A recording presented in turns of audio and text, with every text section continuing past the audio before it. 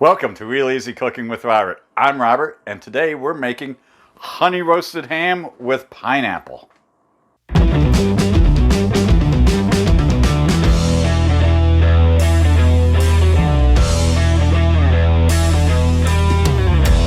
First thing you're going to need is, I always cook mine in a Dutch oven, which is basically any of these thick metal pots made of cast iron. They're usually coated with some type of ceramic.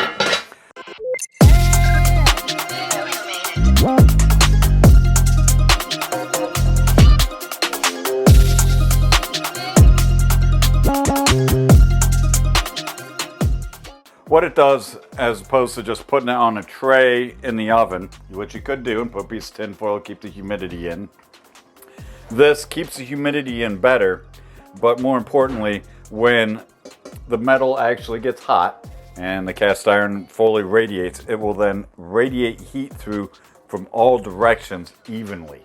Because an oven with air circulating and stuff, you get hot spots, cold spots, some areas would dry out. This works much better. So this is actually one of the reasons why I got this, for making this and pot roast. Alright, so first thing you want to do is you have to open a can of pineapple. I prefer the rings. Well, okay, so first part is you have to decide if you're doing honey roasted ham or if you're going to do the clover smoked version. People will put cloves in their hams, and you can put smoke flavor on and even some Worcestershire sauce, or you can do honey and pineapple. I do not recommend doing both. I've tried that before and it's just way too many flavors, way too wrong. Pick one of the two and go with it. We're doing a sweet ham tonight, so it's the honey and pineapple. I like the smoked ham for sandwiches and stuff. Great for that. So take pineapple. I always get just rings. It doesn't really matter who. They're all about the same, preferably in juice. And then we're going to put a few of them in the bottom.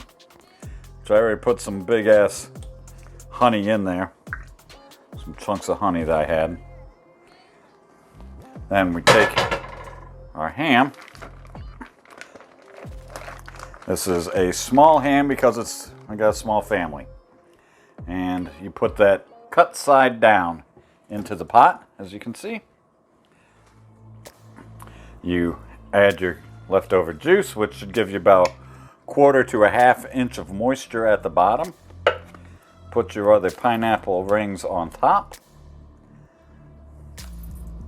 It's real tempting to just eat all the pineapple rings ahead of time. Let me throw this away because that's nasty.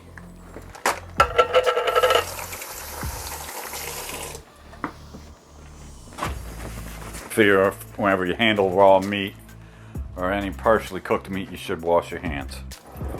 Then we're going to add some honey. I got this leftover generic honey in this bear, and this would be perfect juice for this, if it comes out. Alright, let me get this out.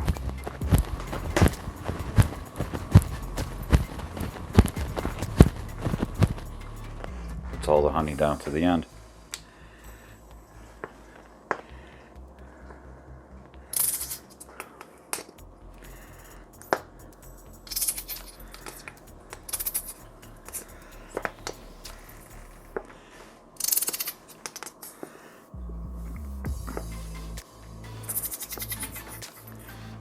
Okay, so here's a little trick. I still have honey left in here. If I can get the lid off. Nope.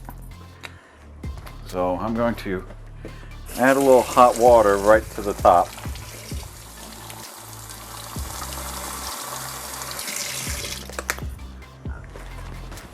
Honey dissolves in water, so if I add a little hot water to it, shake it, because I have to put 1/2 inch of water, 1/4 to 1/2 inch of water in there anyway, I can do 2 at one time. I can get the rest of the honey out of the jar and add some moisture into the ham.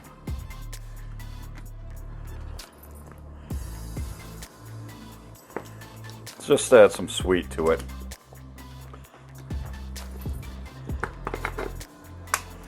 The rest we throw away. It's a lid on it. We will want to have your thermometer for later on. because that's how you know when your ham is done. They say it's about 15 minutes to 20 minutes per pound, and oven for 350 degrees. Check with your thermometer. Even tells you on the side, ham should be 160 degrees when fully cooked.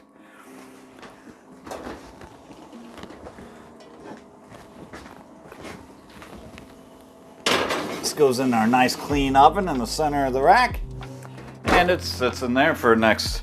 Well, this was a 5-pound ham, so it sits in there for an hour and 10 minutes or so. So we'll check it in about an hour and see what the internal temperature is on it, because that's really what you're going for the guide. So I'm going to cook other things to go with it for dinner. Great time. I got an hour to do it. We'll see you then.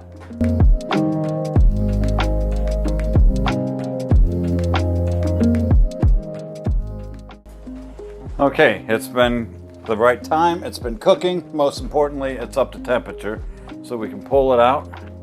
That's set there. Now, to never waste a good hot oven, now's a great time to throw biscuits in to go with the meal. Since the oven's already hot, these cook in about 10 minutes. By the time that gets done, I'll have the rest of the sides done, and this will have set, because it's best to always let your meat set, which is, you have to let it set so it can reabsorb the juices and the temperature evens out, and that takes about 15 to 20 minutes. Alright, since I had to wait for the ham to cool down a little bit and for it to set so it can absorb all the nutrients or flavor juices back up, I took the time to make the rest of the full course to go with the dinner here, holiday dinner. I made mashed potatoes, stovetop stuffing, biscuits, deviled eggs, cranberry sauce. You can see the other videos on all those and see what you think about them. As you notice, since today does happen to be Christmas, there's no damn vegetable to be seen anywhere in sight, because it's Christmas. You don't have to eat vegetables on Christmas. That's the rule. Let's see how this ham turned out.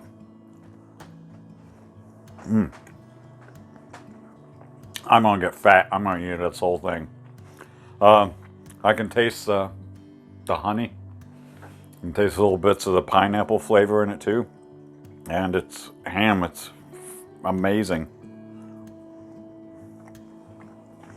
You can never go wrong with stovetop stuffing, ever. It's always great. Here's a trick. I always put my cranberry sauce on a separate plate.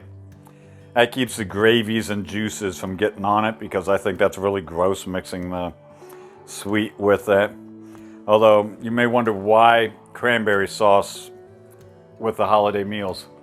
If you happen to be from some of the Scandinavian countries like Sweden and up in that area, Norway and all them, they have what's called lingonberry. And it's a berry very similar to cranberry that they would typically serve on ham and stuff, but because the ham's dry, it keeps it from being so dry. So that's why we still have cranberry with ham, even though it's not Thanksgiving. All right, it's been real easy cooking with Robert. I'm done. You have to decide if you're doing honey roasted ham or if you're going to do the clover smoked version. People will put cloves in their hams, and you can put smoke flavor on and even some Worcestershire sauce, or you can do honey and pineapple.